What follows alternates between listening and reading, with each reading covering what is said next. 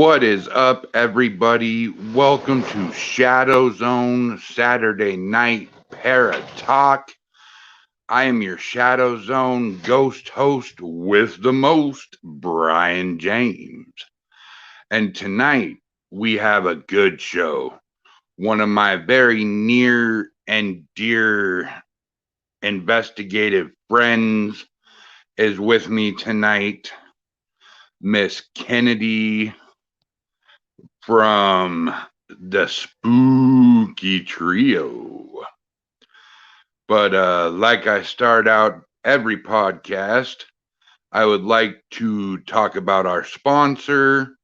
Please go check out Jesse Stewart at dsghost.com. He has got phenomenal equipment at outstanding prices, and he makes it all himself. I recommend to get the Lurker box. It is a REM pod. It is a EMF, and it's a motion sensor all in one. I mean, this guy even has a flashlight that works as a REM pod, and it works as a K2 meter as well. And by going to D's Ghost, that is DEEZ Ghost.com, you type in the promo code Global EQ, and you will get 10% off your first purchase. And also, ladies and gentlemen, if you are tired of all the platform's dramas and negativities because you are a paranormal investigator, then please go to the Parapost network. It runs on Apple, it runs on Android, it runs on a computer. You can find this by going to parapost.net, or you can go to the Google Play Store, download the app for free, and enjoy a drama-free place where you are surrounded by fellow investigators, mediums, cryptozoology, UFOs, mythological creatures.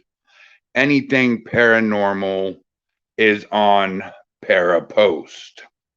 So definitely go give Parapost a try. Let's see. What else do I have to say here? I don't know. I really don't want to bring Miss Kinedy on. She's kind of a pain in my butt. But what the hell? From the Spooky Trio, one of my best paranormal friends. I helped her make her Facebook page. I have done everything I can for her because the first time I met her, I thought she was awesome. She had the heart, she had the drive, and she was going to go places. And boy, let me tell you, from what we talked about a half hour ago, she has gone places, and she has turned into quite the investigator.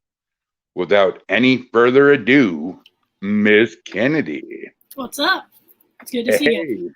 Good to see you too. It's been a hot got minute. Neil Carson on here. A bunch of gibber, but okay.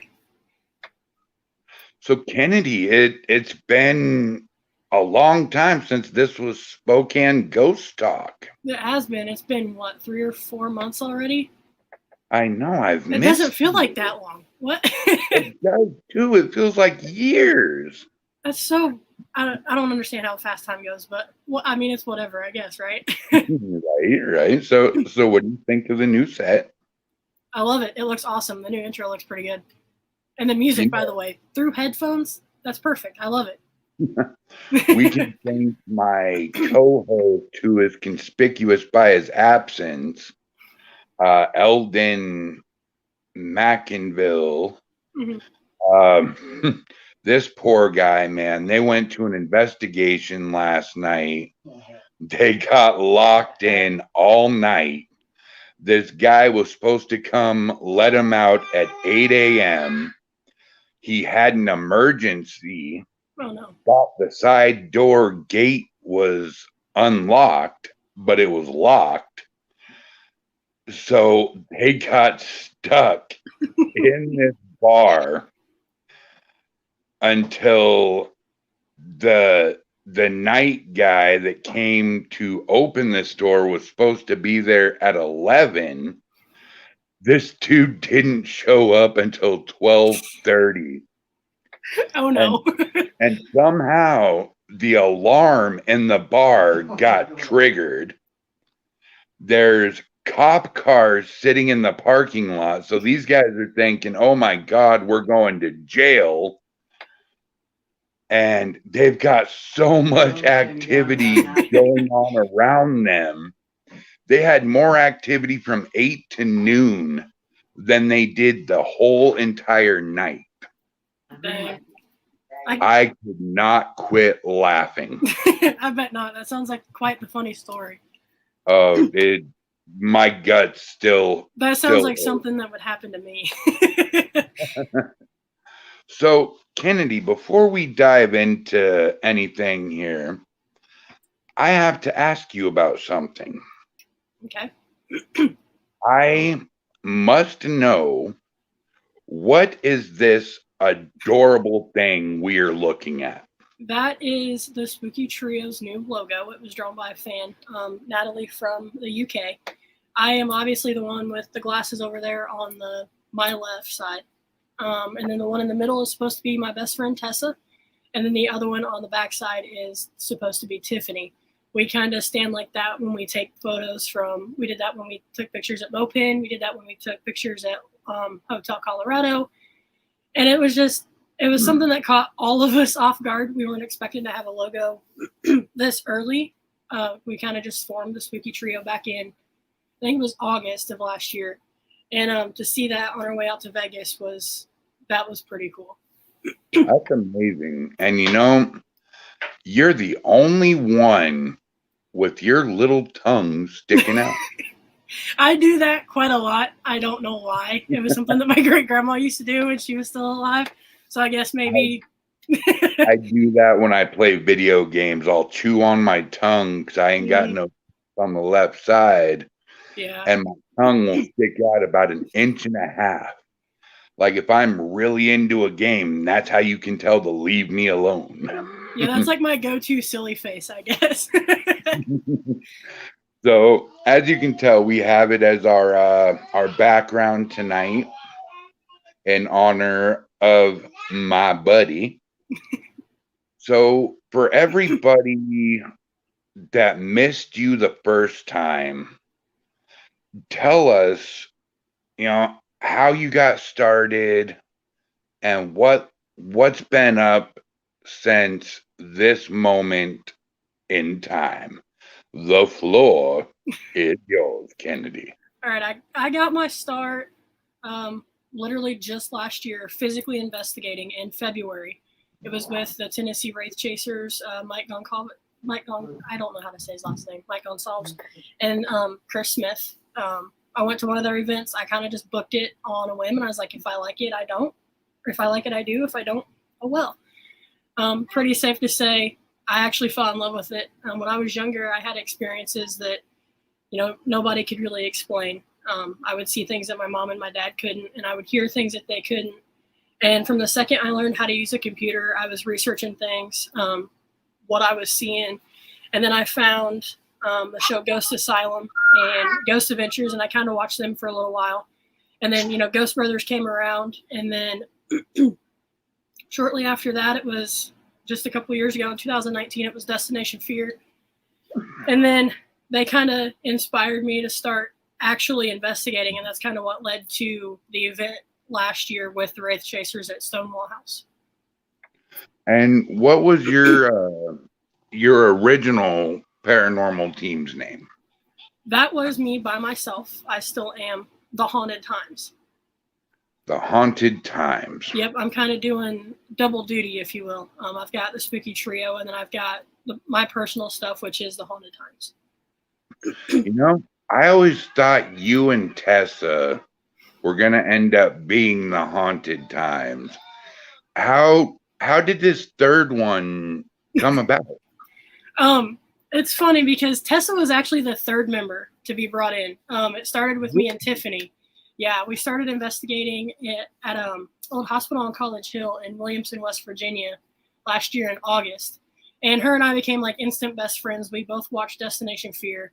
And like we kind of just hit it off and we were best friends. We were teammates the entire night. And then a couple weeks roll by and Destination Fear announces that they're going to be at the convention DeadCon in Fort Wayne. And I was like, we should go. If they announce that they're going to be there, we should go. So they end up announcing that they're going to be there. And Tiffany and I are like, okay, we're going to go. We bought tickets that day. And then I saw on Twitter that Tessa wanted to go, but she didn't have a ride. She lived in Illinois. And I was like, I didn't even think about it. I didn't know where she lived at the time, but I was like, I'll come get you for real. So that kind of set up a group chat sort of thing. And we started planning it out. And Of friendship start. Yeah. It's kind of funny how it all started. Like I kind of interacted with them here and there during live tweeting and everything like that when the show was on. But for us to become so close like we did, it was pretty cool. And that's an awesome thing when you can take, one of your best friends and somebody you don't know from Adam Mm-hmm. and say, you got the same desire I do? Well, guess what? You ain't got a car. I do. I'm coming to get you, and you're going with us. Exactly. And like the same thing happened for Las Vegas. That was another whim sort of thing. Tessa and I were like, if we have to pay for all three of us to go, we're going to do it. So I drove to West Virginia, got Tiffany, and then we drove to Illinois, and we left the next day for Vegas. And like going on a cross-country road trip with your best friends is something that I highly recommend, especially if you're all into the haunted thing, because you can work together and you find different locations that you can stop at for pit stops and things like that. Mm-hmm. Mm-hmm. So the last time I had the privilege of chatting with you on the podcast, you guys had done 2 or 3 investigations. You had gotten bitten by the bug, and you and your homegirl had some huge momentum going. You had a lot of steam going. I could see the fire in your eyes, the passion burning through your heart.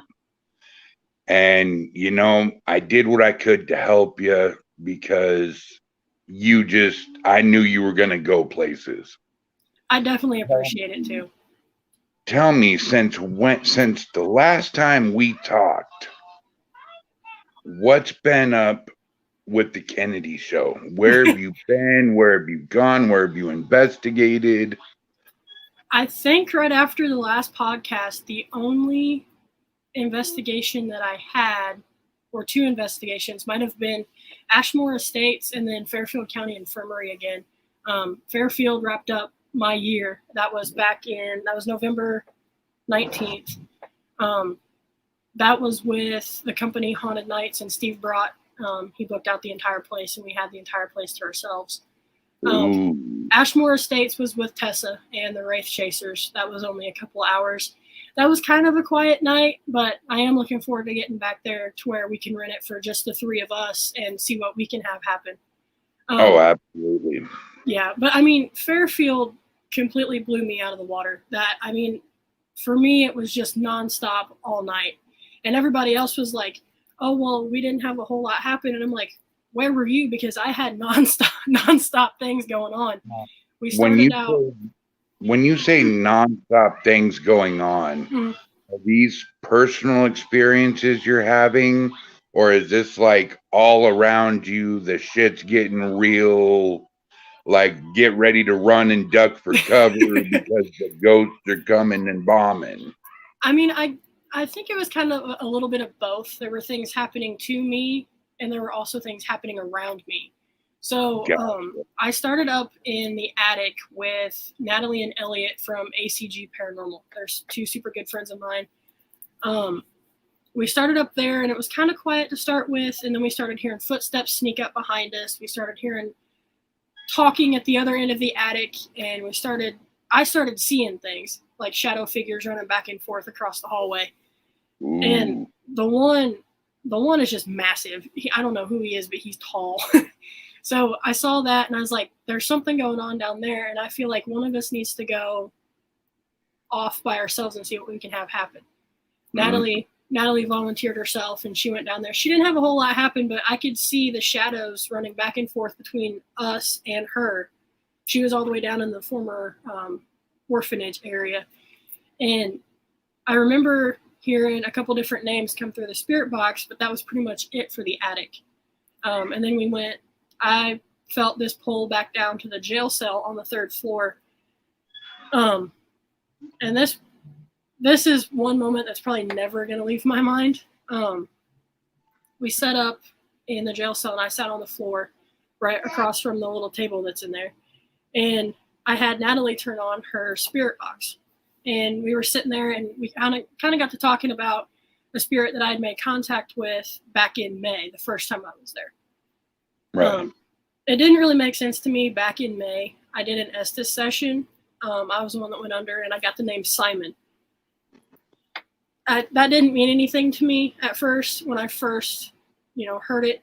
I went home that night, and I did some more digging, and I found like 5 or 6 different Simons in the records from Fairfield. Oh, crap.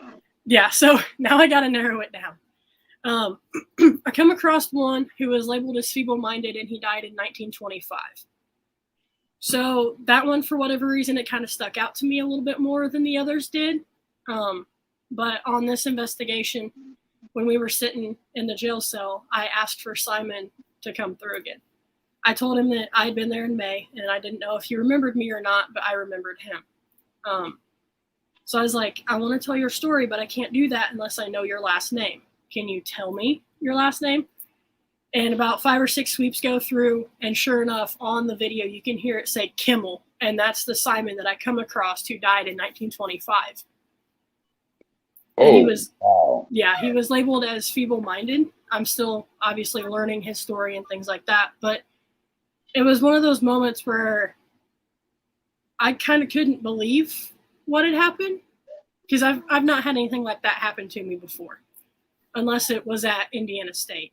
And to connect the dots and actually put a last name to a person who was just forgotten there was a pretty rewarding experience. That's phenomenal. And he's actually buried out back on the property in an unmarked grave. So for a lot of those people, they have a cross out back right there on the bottom of the hill where you can write the names of people who have been forgotten. Right. And we got to talking about, this was later on in the night, and I was with a different group of people. We got to talking about a little boy named Paul who has his name on the cross. And I was going to offer to put Simon's name on the cross, but I proceeded and I asked him first. And I was like, Simon, do you want your name on the cross? And we had the Twist Mag flashlight, and he turned it off for no. And I kind of got a little bit emotional then, because it's like, but he's going to be forgotten if I don't. But right. Then the girl who was sitting right next to me, was like, well, I wonder if it's one of those things where maybe he wants you to tell his story. And as soon as she got that out, the flashlight turned back on, like he was saying yes. Oh. So, yeah, I turned the spirit box back on, and I was like, Simon, is that what you want? Do you want me to tell your story? And you could hear him come through the spirit box and say yes. And like, I was crying at this point. And like, oh, you feel that honor that you get to tell a forgotten soul's story. Exactly.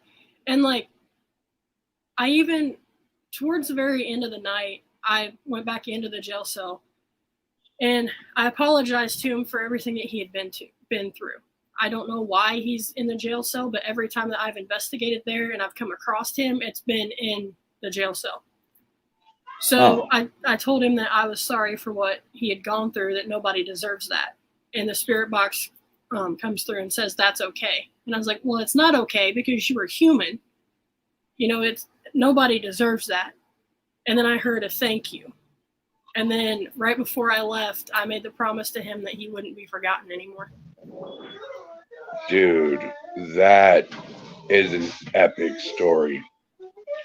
And you know, you talked about traveling with your friends cross country is epic. I got a story for you. So before the big merge of the SGC, AZPRI, and Southwest Paranormal, I was still Spokane Ghost Talk. And I had 2 female teams on my podcast at once. I had Bad to the Bone and I had Travelers Paranormal. So we're all just sitting around, you know, talking about different investigations and talking about para-unity. And all of a sudden, Travelers and Bad to the Bone find out that one lives in Kentucky and one lives in Nashville, Tennessee. So they're like an hour and a half apart. So they start just talking up a storm about we're going to get together and do this and that and this and that. I'm like, this is great. You know, and they're like, and you need to get down there too. Oh, hold that thought for 1 second. Tessa, that was the funniest thing I've ever done. I'm so happy I got to go to Vegas with you, and we get to go to Jersey together in July. Yep. Ooh. So they actually invite me to come down to Kentucky. I'm like, you guys, I don't have the money for this. You know, we're talking about $400 to get down there, plus a hotel for a week, plus food. And Bad to the Bone, Angelina says, buddy, I got a room upstairs with a bed that you can sleep in for free. And food, you don't worry about food. I got you covered on that too. You worry about bringing your little butt down here and make sure to have, you know, like a few hundred extra bucks to get into some of these places. So then I'm like legitimately thinking about it. Ghosting Paranormal GP, what's up? Howdy. Hello, Tessa. And I'm like, okay, here's how we're going to settle this.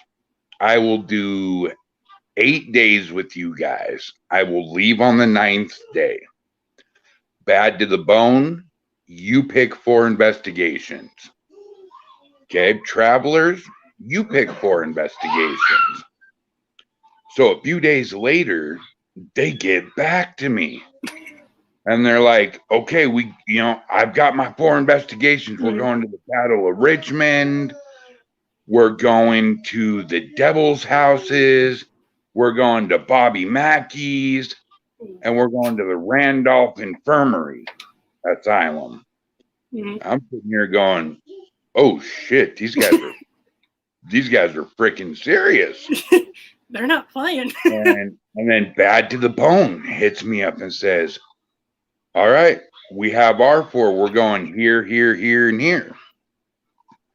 So I'm sitting here thinking, I'm like, okay, well, you know, if all I have to worry about is a couple $100 on me and a train ticket, you know, the income tax credits coming, you know, this isn't until April.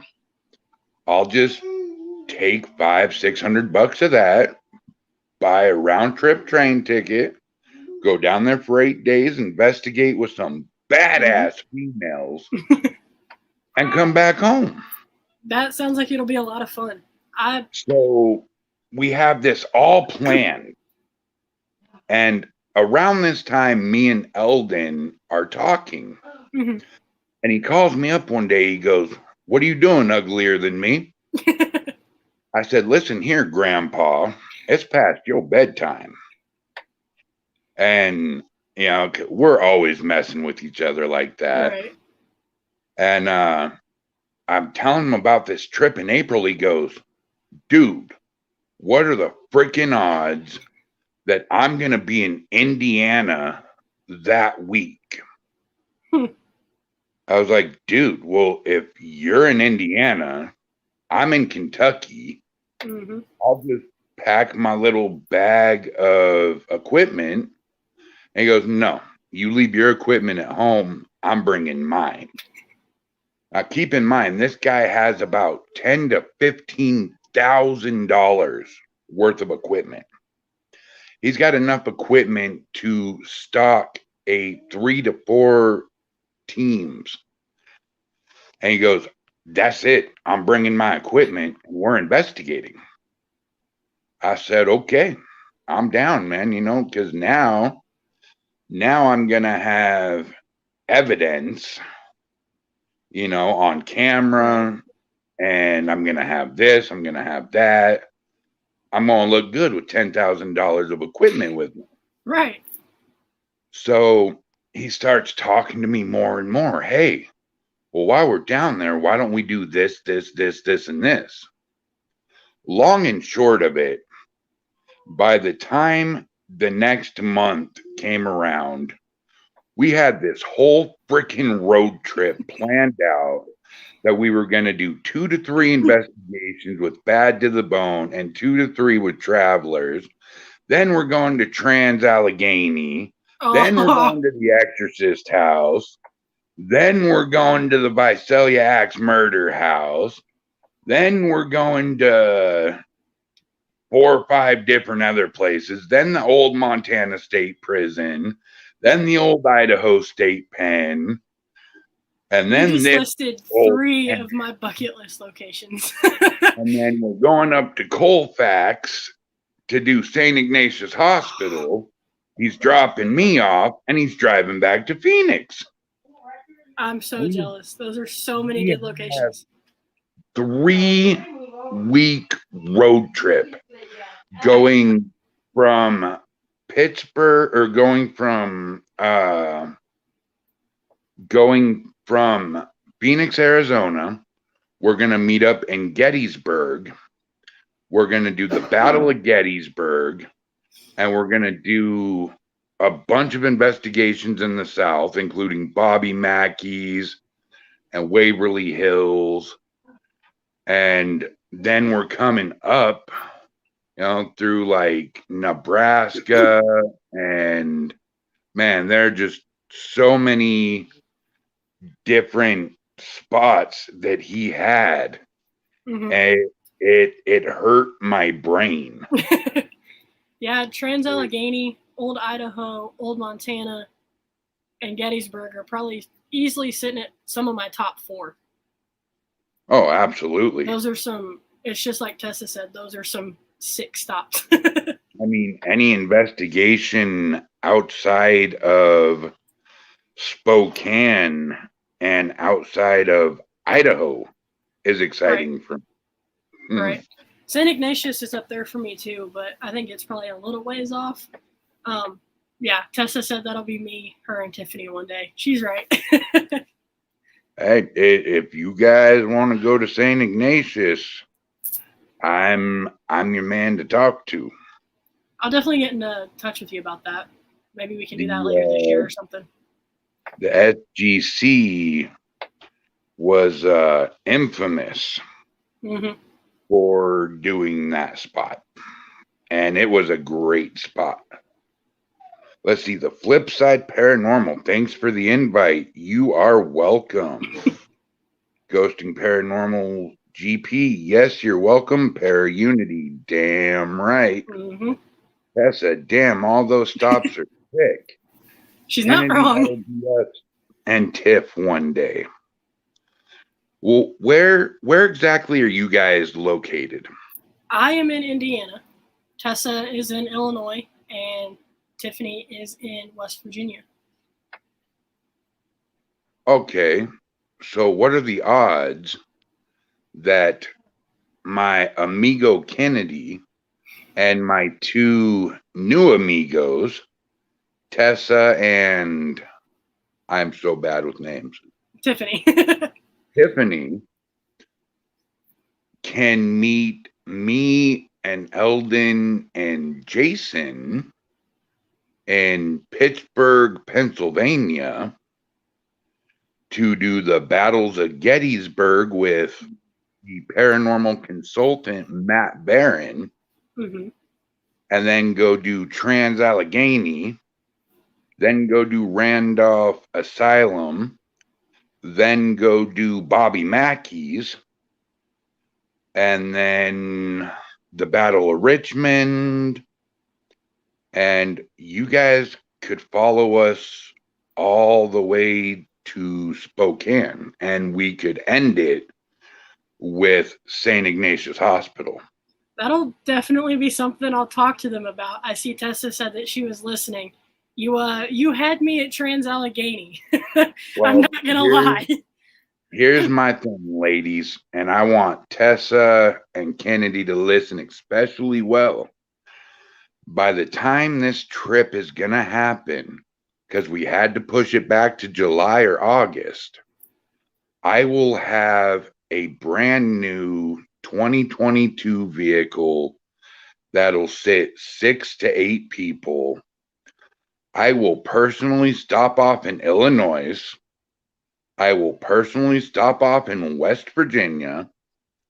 And I will personally stop off at where? Indiana. Indiana. Yep. And I will pick all 3 of you up. We will do this whole big road trip together. And for a way home, I will personally pay a bus or train ticket back yonder. Hell yeah. I'm definitely going to talk to them about that. I know I'm on board for sure. I know Tessa's probably on board. I'm not real sure where Tiffany's at. She's in my at the moment, but yeah, I think we're all on board. My thing is I'll have enough for my new vehicle. Mm-hmm. I'll have plenty enough to furnish my new home and move my family down to Arizona, and probably have somewhere between 10 and 20 grand left. Same with Jason and Eldon. Mm-hmm. So we'll just throw all that together, and I'll pay for hotel, food, getting into places. This trip will be on Global United Paranormal Foundation. I'm definitely down. Tessa just said if she can get off work, but if you can get like a solid date in mind, let us know, and we'll make sure she can get off work for that. Did I mention the Exorcist house? You did. And did I mention the Wyoming State Penitentiary? Ooh, you did not, but I am so on board now. You just hit like half of my bucket list locations. I'm telling you, almost every stop besides the Axe Murder House, the Exorcist House, and there was one in Missouri, a real bad house. I can't remember it. I probably know. Hey, Tiffany's here. Welcome to the party. Every other stop is either an insane asylum, a prison, or just something else off the wall. Tiffany just got here. I just seen her in the chat. Hi, Tiffany. I'm glad you're here. You should be sorry you're late, you butt. You missed one heck of a conversation. Tessa and Kinedy been talking all sorts of mad stuff about you. That's horrible. Horrible, horrible. Oh, you know it. So, Kinedy, we've got the spooky trio in the house now.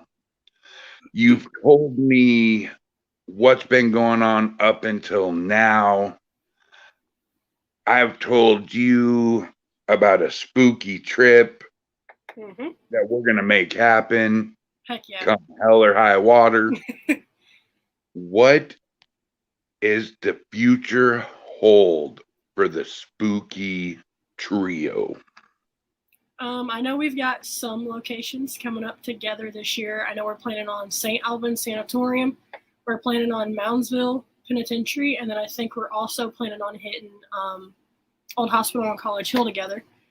And then I think me and Tessa are planning Mineral Springs at some point. And then there's probably 2 or 3 that maybe Tiffany and I might hit up together at some point too. I'm going to Greene County Alms House in May.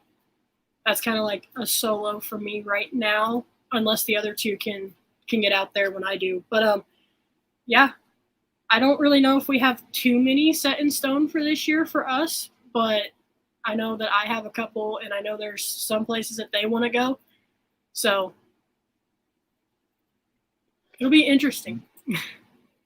And what about residentials? I mean, are you guys getting any residential calls, or are you trying to stay away from them and doing more commercial and cemetery? Right now, I'm kind of steering away from the residential until Tessa and Tiffany can get like a whole lot more experience under their belt. I've been doing it for a little over almost a year now. I was with both Tessa and Tiffany on their first investigations last year. So I think we might steer towards residential. I have had somebody reach out to me here previously, but it kind of didn't really go anywhere because when I tried to, reach out to help them, they were like, oh no, never mind. So right now I'm steering away from residential, but I don't know. The prisons and the insane asylums, definitely, they're my favorites. So you'd rather go into a prison or an asylum knowing the dark energy and dangers you could be potentially walking into than do a classic Casper the Friendly Ghost moving my glasses, might say hello and get a couple blips on the K2 meter safe investigation. Yeah. I mean, I've been chased out of the hole at Moundsville. I've been to Bobby Mackey's. I've seen whatever that thing is that lives there. It's never has been human. But yeah, I'll take a prison over Kinedy, over the others. There is just some reason that I absolutely knew that I frickin' love you. Add a pepper. I mean, unless somebody is in need right. of help. If they're in dire need.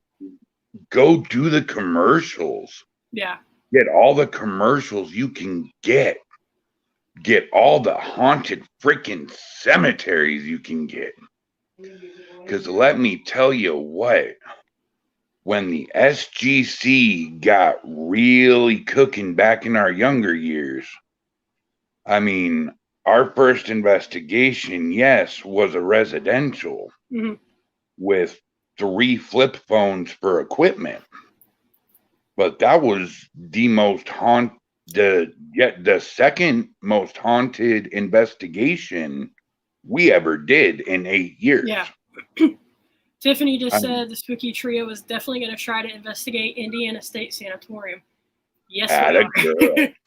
Yeah, I'm a tour guide there, so I'm definitely going to have to get us into there this year. I mean, we got to the point that we were investigating 4 to 5 times a week, and it was all residential. Yeah. Don't burn yourself out on residentials. Save the residentials for when you burn yourself out on the hospitals, the sanitariums, and the cemeteries, because believe me, Kinedy, it will happen. Oh, yeah. I never thought in a million years I would ever get burnt out on Greenwood Cemetery. Cue the 45th time I did it and had to walk my fat rear end up 3 tiers of frickin' cemetery. Yeah, I got burnt out on cemeteries. And I was like, dudes, we need to find a commercial or a residential, preferably one with no stairs. Mm-hmm. The stairs at Waverly will kick your butt, by the way. Oh, well, there goes Waverly off the list. Yeah, there's this whole legal battle going on with Waverly Hills right now anyway. So I'm steering away from that. I guess the new owners or something like that are trying to jack up the price to like $2,000 a night or something. Something like that. And like, I guess they've taken away from the original owner. I'm not real sure all of the details, but I remember seeing some things here recently on Facebook, and it's gotten a little iffy. Yeah, because I had mentioned that to Travelers and Bad to the Bone that was one of the bucket list places I had. Mm-hmm. And they were like, no, that place is nothing but drama right now. We ain't going nowhere near that place. Yeah, a good friend of mine, he booked it at the beginning of the year, and I'm like, I want to go, but with everything going on, I'm not giving them my money right now, especially that much money. Exactly. I mean, if I'm paying $2,000 to get into a place, right, you better best know it's going to be for 8 hours. Yep. That door is going to be locked, and there ain't nobody coming in and throwing a hissy fit because we're in there. Right. I mean, like, there's this whole other thing going on about some of the stories that they tell and everything like that about it being lies. And the biggest one is the nurse from room 502. They're saying that it was a botched abortion and she committed suicide. Our tour guide we had at the time was, when I was there in March of last year, the tour guide was a man named Ernie Pack. You might know him from Pac-Man Paranormal. Okay, yeah. Yeah. He and his wife have been investigating her story for like 19 years, roughly around that. And they're pretty convinced that she did not commit suicide. They think it was murder and she was hung to hide it. I mean, why is a story going to cause such an uproar and a ruckus? Right.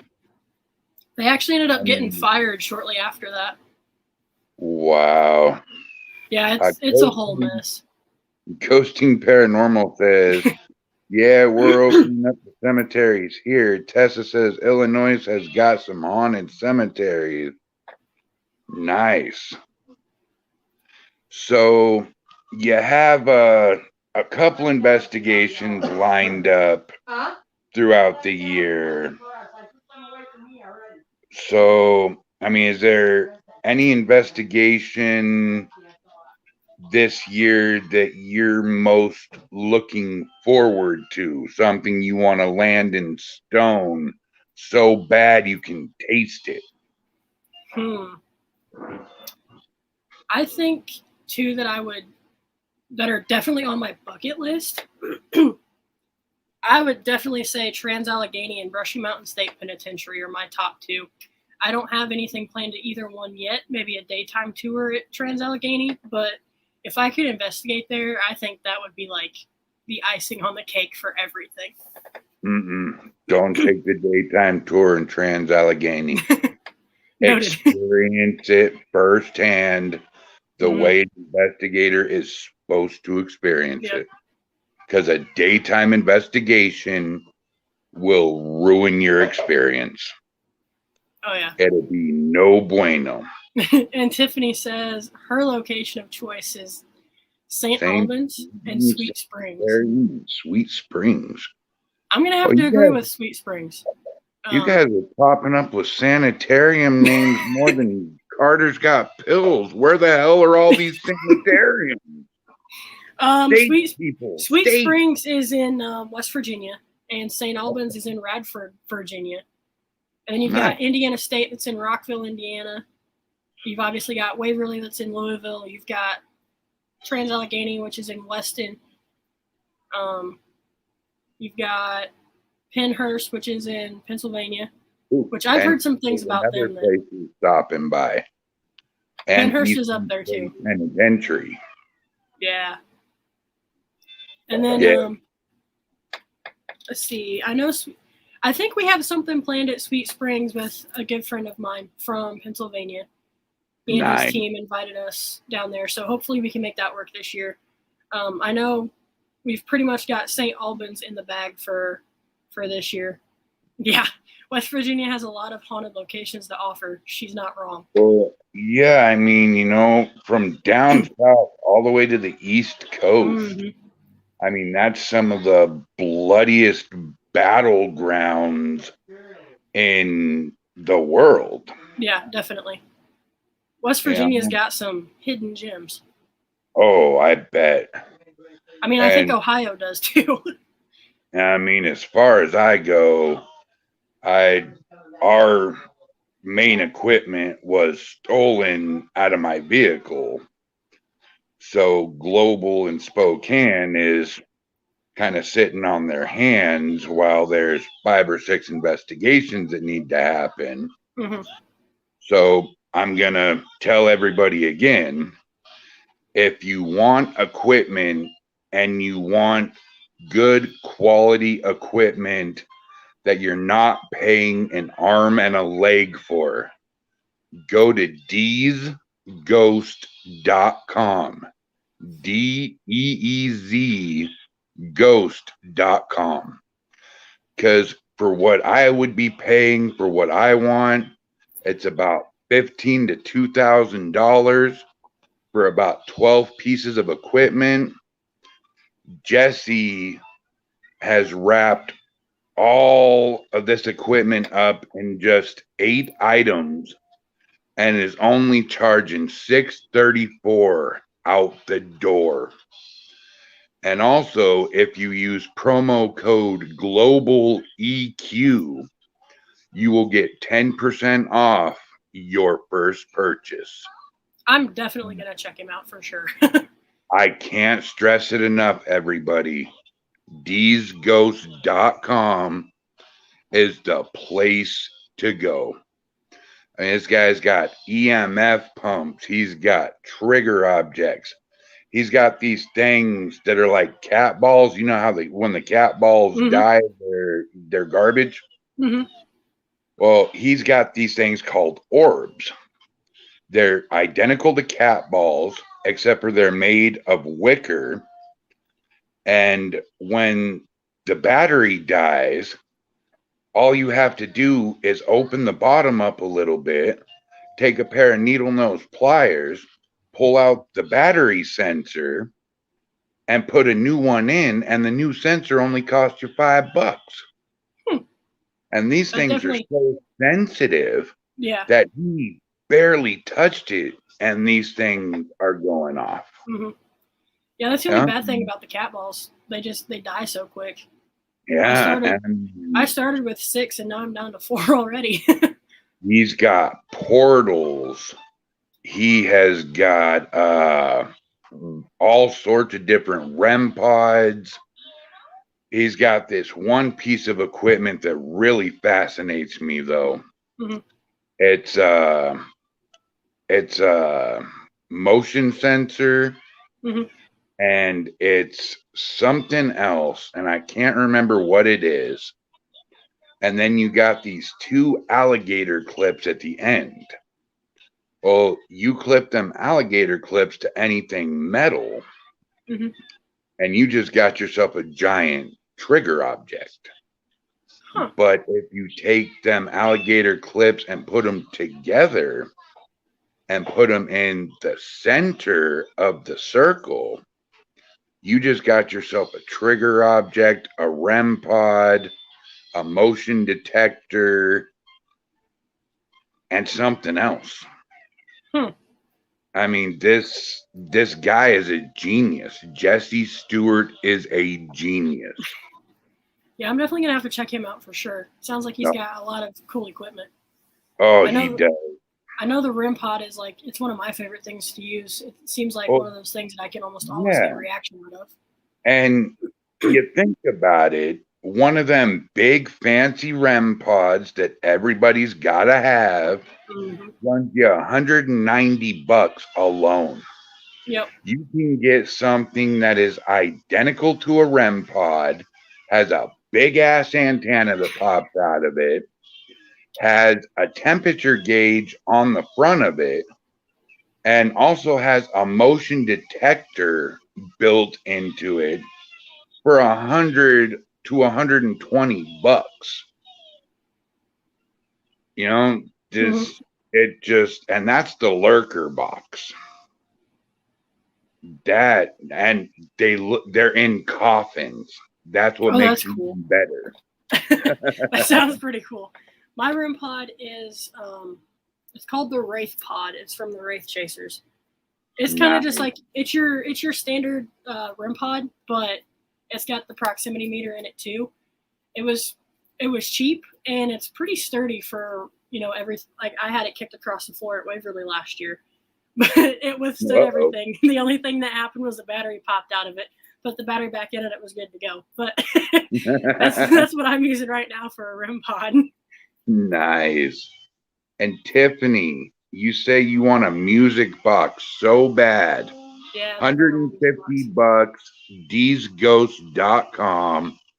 You can get what they call a Tunson music box. Pretty much what that is any EMF comes around that coffin shaped box, and you can pick from 5 different colors. Eerie, creepy music will play for up to 40 seconds or until the EMF is gone. And if you think that it's on the fritz, you can always turn it off and turn it back on again. Ghosting Paranormal GP says, yes, I checked it out today. Cool stuff and good prices. I'll definitely check it out once I get off of here. Kinedy, I have to ask you another question. Mm-hmm. Have you ever heard of Parapost? I have, but I'm not that familiar with it. Okay, so I will definitely recommend everybody that is watching and can hear my voice within a 200-mile radius that as soon as this podcast is over, don't you leave my podcast. But when the podcast is over, go to parapost.net or go to your app store and download the Parapost Network app in your Google Play Store. It works on Android, it works on Apple, it works on computers. And what this is it's a Facebook-like atmosphere, but it is strictly for the paranormal. And the best thing in the world is, Kinedy, there is absolutely zero, none, zilch, nada drama or any other naysay on this platform. That's exactly what we need. Exactly. I cannot tell you how much drama. Oh, I know. Drama is the absolute worst. I don't do drama. No, me I try neither. to avoid it at all costs. It's so energy sucking and just no. Exactly. And if you guys would just rather go check it out first and download it, all you got to do is go to parapost.net. But if you download it, you'll be looking for the Parapost Network. I actually downloaded it while I was backstage earlier, so I've got it on my phone. Well, if you need any help setting it up, you can always call me on Messenger and I'll get on it with you and I'll walk you through it step by step. Sounds good to me. Yeah. So, what else is going on, Kinedy? Anything else you want to share? I guess I could kind of recap my photography tour from Indiana State the other day. Ooh. It was last Friday, and I've been sick since then. Uh-oh. Yeah, I got home from the sanatorium on Friday, and like all heck broke loose. I got so sick. This is the first time I've been out of bed for like a week. And you do it for my podcast. See, I knew you liked me, Kenny. I'm doing it for the spooky trio. No. Oh, sure. You just can't get enough of my girlish figure. Ah, crap. But yeah, outside of like all of the paranormal and stuff, I'm a photographer too. Mainly Really? dirt track photography, and I'm just now starting to get into abandoned buildings. What is dirt track photography? Let's see. So you know, like how NASCAR has their sanction and like IndyCar has theirs. There's another sanction that's dirt oval racing called USAC. It's the United States Auto Club, and then there's like several different divisions of that. Some of my best friends are race car drivers, but it's cool. Yeah, they're dirt sprint cars. They're 410 cubic inch motors, like super badass.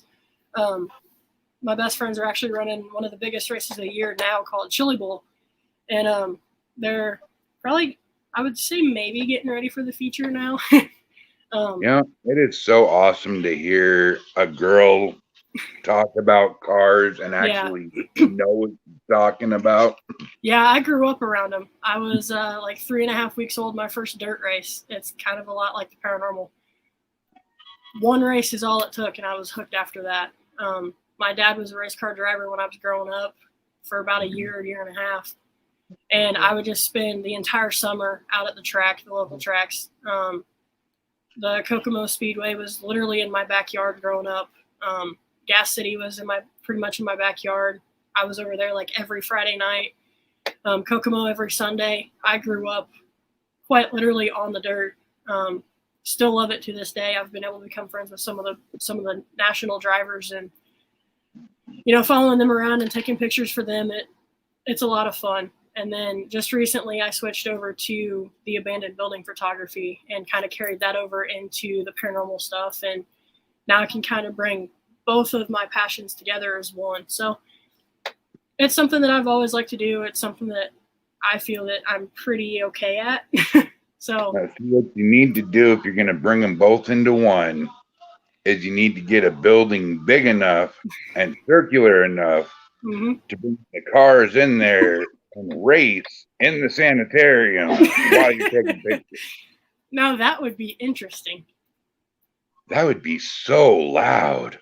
It really would be. They're actually indoors now at the Chili Bowl. So nice. Yeah, I've been to a few indoor races. The one isn't the best. It's called the Rumble, and it's without the dirt, so it's not the best. I'm not a huge asphalt girl, but gotcha. Yeah, the dirt and the sprint cars is where it's at for me. But yeah, my big thing is professional wrestling. My sister was kind of into wrestling there for a while, but she's into racing just like I am. We grew up together around it, so very nice. But the photography tour, it was just her and I out at the sanatorium all day on Friday. So we got there at like noon. We checked in, and then we went up to the former superintendent's house, which was built in 1922. That's where the superintendent and his family lived when the sanatorium and the tuberculosis hospital was in operation. So we started there, and we kind of walked around that first house for about an hour-ish. And then we headed up to the first main building, which was the tuberculosis admin, which is one of two original buildings still on the property. The other one is the power plant that's out back. The TB admin opened on April the 1st, 1911. That was where patients would have gotten their x-rays and things like that and kind of determined their fate, if they were essentially going to live or if they were going to die. The original men's and women's TB wards have been torn down since before we got the property. but you can still kind of tell where the buildings were standing at one point. Right. So we point those out on one of our tours. So we took pictures in the admin for a while, and I heard somebody talking as they were coming up the stairs. So I was like, okay, just be quiet for a minute, humor me. So we stopped moving, and I didn't hear it, but as soon as her and I started talking again, I could hear this guy talking like he was on the phone. And I've actually heard that before on one of my flashlight tours. And it was so pronounced that I actually radioed down to my boss, Adam Kimmel, and I was like, yo, are you in the admin? Because I can hear you. And it sounded exactly like him. But he radioed back that night, and he's like, no, I've been at commercial for I don't know how long. Wait a minute. You said flashlights. You're a tour guide. Yep. For what building? Indiana State Sanatorium. Because, girl, you are a fountain of knowledge. I could see you with a top hat on, a shiny silver vest, your face painted up like a skull, going in and doing haunted freaking tours and just nailing it. Yeah, I'm still learning all of the history, but I've got most of it memorized by now. And it's only after like 15 tours. I myself was a tour guide in training to the point to where the guy training me was old and was about to give me the whole company, made me my own business cards, Spokane Haunted Tours, came up with my own name, Captain Raven Spalding, wore a top hat, wore a black trench coat, painted my face up like a skull, and I would walk downtown. I would do bus tours. I would do haunted mansion tours. And man, remembering that stuff is a pain in the ass. It definitely can be, that's for sure. But I absolutely love that place. As soon as I pulled up to it the first time, it quite literally stole my heart. And it's kept me captivated every time I've gone back out there. I mean, I live an hour and a half away from there. And at one point in October, we were doing a week-long tours kind of segment sort of thing. And I would have to drive back every night to get up at 9 o'clock the next morning to go to work. And then after I get off of work at 3 o'clock, I would drive an hour and a half down to the sanatorium, be there until midnight, and then drive an hour and a half back so I could be back for work the next morning. Oofa. Yeah, it's one of those places that once you go, it's going to kind of keep calling you back. I was literally there just not even a full week ago, and I'm dying to go back out there. No pun intended, of course. Ghosting Paranormal says, hey, you should come over here. We can go night catfishing by the bonfire on the Appomattox River. I have no idea where that is, but that sounds like fun. You know, I've never been night catfishing, but unfortunately I live in the city and I can't have a frickin' bonfire. But boy, would I kill to go out somewhere, have a huge ass bonfire, throw back a couple of Pepsis, and just have myself a good time. Bonfires are a lot of fun. I think I've only ever been to one real one, but I'm not much of a party person. But bonfires are fantastic. My first party was in Vegas.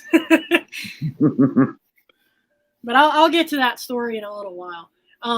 But yeah, going back to the sanatorium photography, we were up in the admin for a little while. We heard talking and footsteps and like knocking on the walls, and that building is kind of notorious for footsteps and running.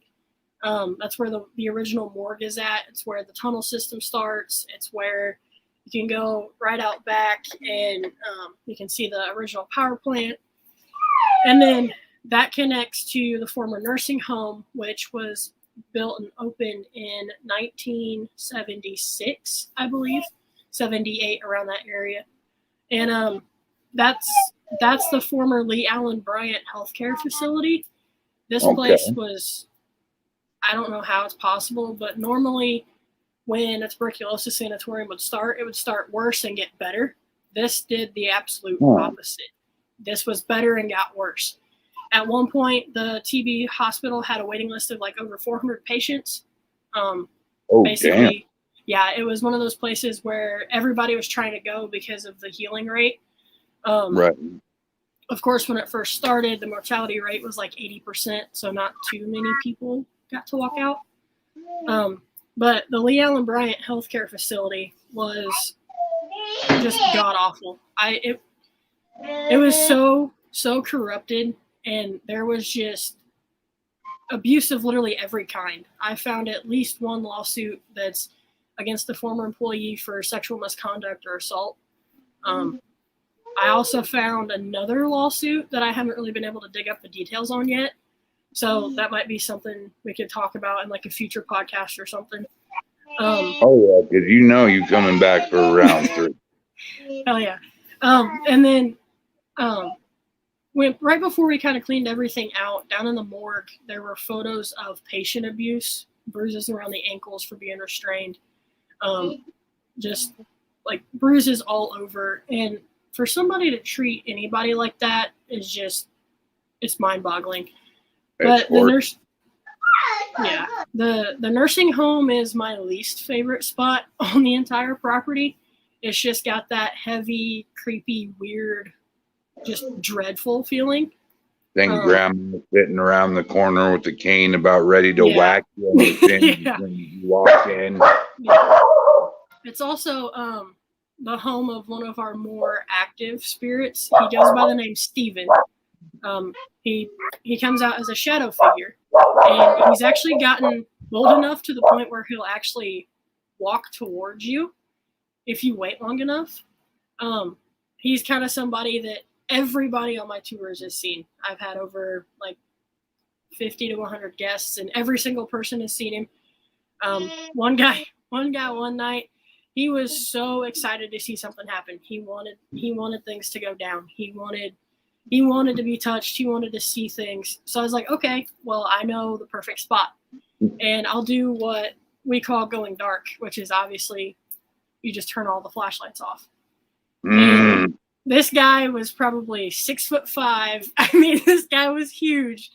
This guy's my guy size. Oh, yeah, he's a big guy. We were standing at the middle of the hallway. The nurse's station is kind of centralized, so you can see out all 4 wings. And I was like, all right, Steven, I've brought some new people down. They want to meet you. I was like, is there a way you could walk across the hall for me? And sure enough, I see him lean his head out the door, and then he walks across the hallway in front of the window. And this guy grabs onto me, both shoulders, and he tries to throw me against the wall. And I finally get him to calm down.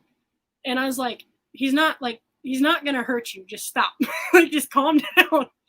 So he finally gets it together, and the lights are still out, and Steven starts walking towards us. Oh, no. I'm standing in the middle of the hallway, and there's everybody else is kind of like on both sides of the hall. And this guy's still standing behind me.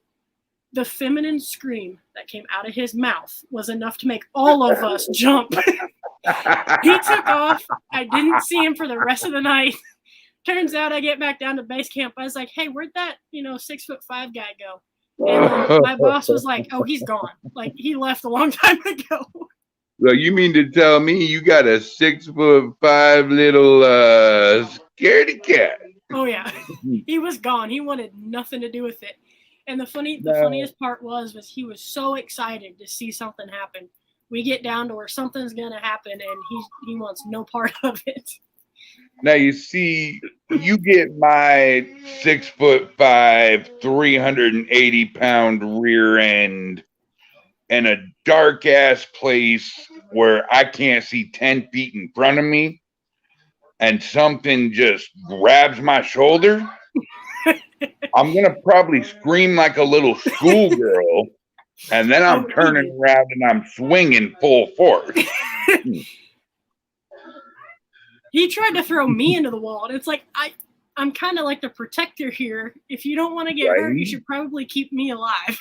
You're like the guardian of the ghost. Yeah, because like, if there's one place in the entire facility where I know I can count on something to happen, it's that hallway. And like every time I ask for it, he walks right across the hallway. And just for our audience, tell us how much that walking tour costs. The flashlight tour is $35. It is access to all 3 buildings, including the superintendent's mansion, the former TB administration ward, the 5-story psych ward, and then the nursing home. We start in the tunnels, and you walk under until you get to the admin building. You'll go upstairs on like the first floor. I'll give you a little bit of a rundown of the history in that part, and then we start our walk to the nursing home. Then I kind of recap some of the things that I've had happen to me down there, a little bit of the history from there, and then we'll go dark at the intersection. All four hallways are active, but the one that's on the right is where Steven is at. And then we walk down and we get to the 5-story psych ward, and we wrap it up on the 2nd floor up there. I talk about a good spirit friend of mine named George, he's one of my favorite stories to talk about. He was one of the first spirits that I made contact with there. He's got probably one of the more tragic backstories.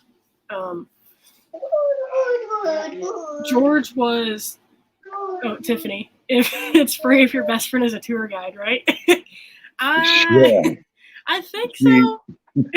He also says, hear me out, a bonfire where everyone sits around and tells ghost stories. Yes. I would agree to that to a certain extent. There has to be one extra item there, and it's about yay tall. It's got a picture of a little devil on it. It's kind of orangish and see-through, and it tastes a lot like cinnamon. I think it rhymed with Buyer Fall. I think I have a little bottle of that I use as a trigger object. Oof. And Coasting Paranormal says, heck yeah, and if you go down the river a bit, there's a hangman's trestle where a man hung himself. Interesting. That sounds like a good time right there. Definitely. Still bringing the fireball, though. Yeah, exactly. You might need it. A little liquid courage. Add a little liquid courage and stay warm. Yep, that's fair. So you've been kind of avoiding it all night, Kinedy. I know what happens in Vegas stays in Vegas. What happened in Vegas, Kinedy? We got to party with a bunch of paranormal people. Joan Mass. Down to 4%. Joan Mass from Ghost Brothers, Marcus, and Malin, also from the Ghost Brothers. The guys from Ghost Hunters, Adam and Amy from Kindred Spirits, Chris Fleming, Josh Gates, the entire Destination Fear crew. The list just goes on and on. That was on Saturday night. We were invited by Juwan from the Ghost Brothers. We were hanging out at the bar on Friday night at the hotel with Mike and Chris from the Wraith Chasers and Dakota from Destination Fear. And Juwan just kind of handed us these 3 passes, and he was like, hey, you're invited to a paranormal party. That was a ton of fun. It was on Saturday night at Civis, Las Vegas. It's kind of like a little bar nightclub area just outside of town. Nice. And it was a lot of fun to kind of get to know the paranormal people away from the cameras and away from the public eye, and to just see them as normal people, just having fun like we were. And it was a blast. That was on our last night, our last full night in Vegas. Nice. Well, you, my dear, are once again been a fabulous, fabulous guest. Thank you. And there will be a round 3. Yes, Definitely. oh, We're we got to definitely come. we're definitely gonna have to try to get the entire spooky trio on at one point. You know, I will tell you what, Spooky Trio, Tessa and Tiffany, I have Wednesdays and I have Saturdays open in March. I would love to have both of you ladies join Kinedy. You know, you don't have to be all in one spot. I can stream yard you out wherever you are. I just got to send you a link. So get on Kennedy's friends list on Facebook. Find Brian James. Come send me a friend request. I'll gladly accept it. And then let's pick a day together to where we can all get together because I want to hear y'all's stories too. Kennedy's just getting boring to talk to over here. Hey, Just kidding, honey. Just kidding. I got more stories, but if I sit here telling them, we'll be here all night. Right? My phone's at 3%. Oh no. So, is there anything you would like to tell our beautiful audience before we go? Other than thank you for tuning in. No. I appreciate Tessa and Tiffany hopping on for a little while. It was cool to see you guys in here. They are some of the best supporters I've ever had. Tessa said she definitely will. I'm so down to do an episode together. Heck yeah. Awesome. Gift whenever you're done. All right. So, you know, how do our fans get a hold of you? All right. So me personally, I am AYEITZ, and then my name Kinedy on Instagram, Twitter, and just Instagram and Twitter. And then on Instagram, we're Official Spooky Trio. And then on Twitter, we're Spooky_Trio. And then I am Haunted Times on Instagram, Twitter, Facebook. That's right, ladies and gentlemen. You heard it first from Kinedy. By the way, Tiffany says, sounds great. I'm so down. We got your best friend. All right. Well, before we get off of here, girls, pick a Wednesday or a Saturday. I'll pick the date. We'll all meet at 7 or 6:30. So come on, Tiffany and Tessa, before my phone dies. Wednesday or Saturday, guys? Wednesday or Saturday? My guess is probably a Saturday. Saturday. If I had to guess. Well, I can definitely pull off a Saturday. I'll definitely, yeah. Tiffany says a Saturday. Saturdays are typically for a single person to talk about themselves, even if they're in a team. But because Kinedy, you're my homie, you've been my homie for months. I mean, we talk, you know, at least on a bi-weekly basis. Yep. I'm always sending you some stupid crap, I'm sure.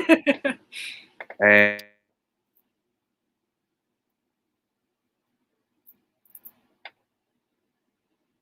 been outvoted. It is 2-1 for a Saturday.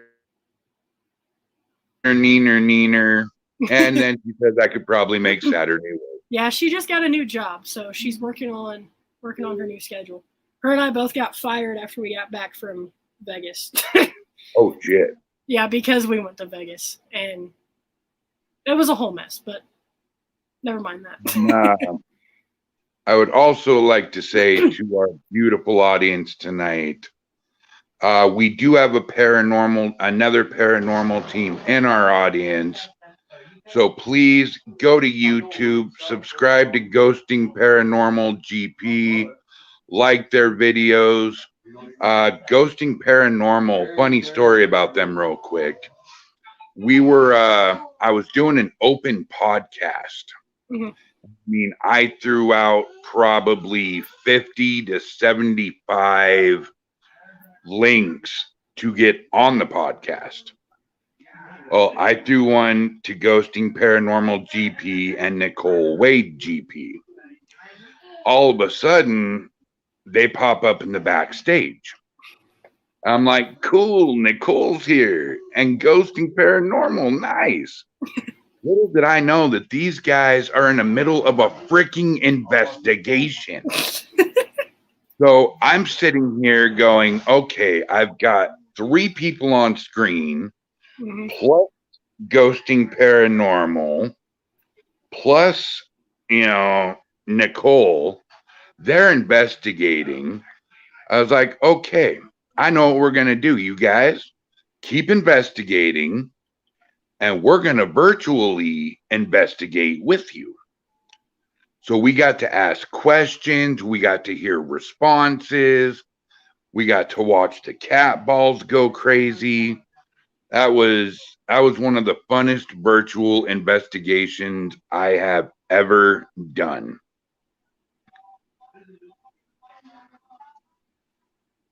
And Tessa says it was worth it. Getting fired. Getting fired for Vegas. Spooky Trio, send link if you can so everyone can subscribe. Are you guys on YouTube? We are. I actually just dropped the link in the chat. We just uploaded a Vegas vlog, so you can see us in all of our organized chaos. Yes, what I'm gonna do for my little Kinedy. I am going to take your YouTube channel. I am going to take Ghosting Paranormal GP's channel. And I am going to take my channel because if I do believe, and if the Flipside Paranormal, I'll look for them on YouTube. But we and the Bud Files, okay, I'll look for them too. Tiffany, if you get the time, you should totally check out our Vegas vlog. It's it's kind of comical, I'm not gonna lie. What I'm going to do is I'm going to take everybody that showed up on our podcast tonight. I'm going to take their YouTube channels and I am going to make a post to where I share all YouTube channels in one post, and I'm going to throw it through 50 groups on Facebook, paranormal teams around the world. I'm going to throw it through probably 100 people in Messenger. I will throw it up on Twitter, and then I will privately message a shit ton of people on Twitter. I will throw it on Instagram, and I will private message a shit ton of people on Instagram. Thank you, Ghosting Paranormal, by the way. Take it. Oh, cool. I am going to hit subscribe on you. And I will take our little ghost trio and I will share all of us wherever I can, as much as I can, to not only get your viewers up, but to get Ghosting Paranormal GP up, to get us up, and whoever else watched in on this podcast tonight. I greatly appreciate it. And Tiffany said thank you as well. You are very welcome. We'll eventually have our investigations up on the channel too. Oh, hello? Did I lose you? You did not. I'm still here. Oh, crap. Stupid audio. Hang on.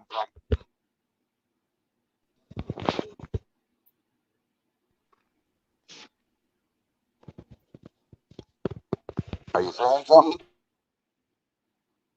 I'm not. All right. I was reading. Can you hear me? I can. Okay, cool. I can hear you again. Awesome. But yeah, I don't know if you heard it or not. Ghosty wants me to share MJC Paranormal too. He's cool. Yes, I absolutely love Mason Callahan. He is my paranormal brother from another mother. He is my hillbilly country bred, and that guy just cracks me up. We actually wrote a heavy metal song Oh, cool. all about ghost hunting. Awesome. Dude, it was savvy. Well, all right, Kennedy, it has been a great time with you tonight. I am going to throw you in the back. Please don't go anywhere. I'd like to talk to you a little bit more after the show. Alrighty, sounds good to me. Thanks everybody for tuning in. Yes, thank you. Bye-bye. Well, ladies and gentlemen, that just goes another show on Saturday night Paratalk. Now, before y'all leave and say bye and get comfy tonight, I'm going to run this by you guys one more time. Please go see Jesse Stewart if you need equipment. Go see deezghost.com. That is DEEZ ghost.com, and use that promo code GlobalEQ and get 10% off your first order.